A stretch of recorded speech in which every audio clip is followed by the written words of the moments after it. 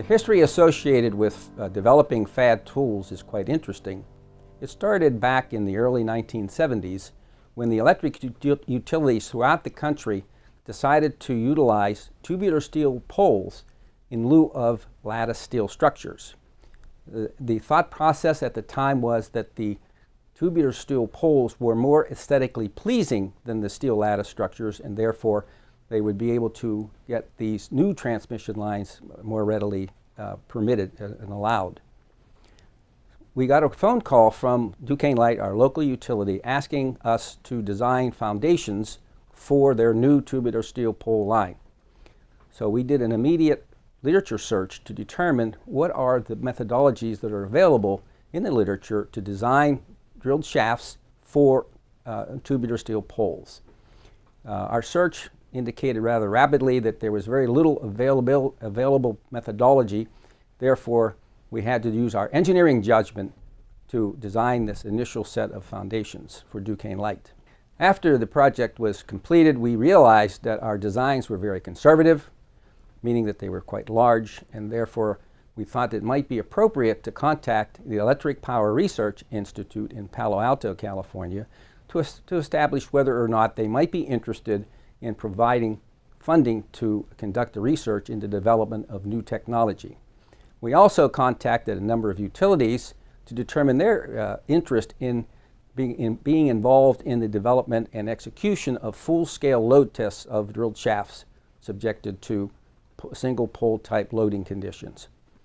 We took a trip to Palo Alto and presented the thought process to the managers at EPRI, and they agreed that it would be a worthwhile project to pursue. So we initiated the project in the early 70s, and we also contacted, with EPRI's permission, a number of utilities to run full-scale load tests in their service areas. And we involved the utility staff in both the development of the analytical model as well as in the conducting the full-scale load tests. As a result of the analytical work and the full-scale load testing program, we developed an initial program called PADL.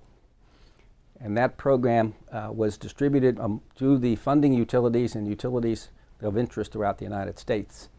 The next phase came about when we realized that the program had a limitation in that it was only designed for the design of, was only utilized for the design of drilled shafts for these large tubular steel poles.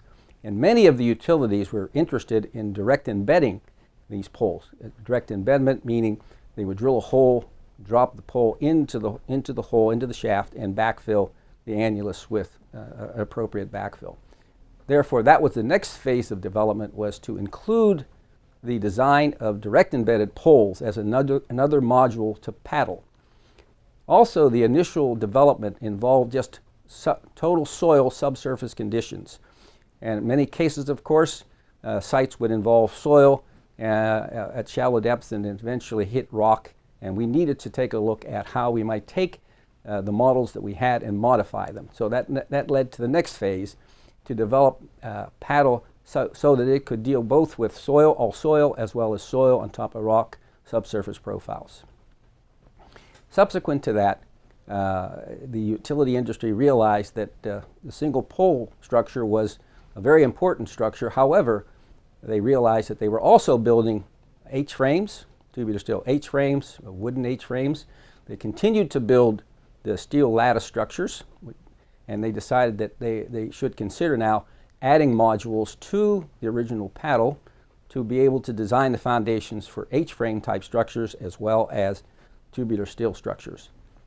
This is what led to the development of HFAD for the design of drilled shafts and directed embedded poles for H-frames, and for the development of TFAD, which were for drilled shafts for four-legged lattice towers.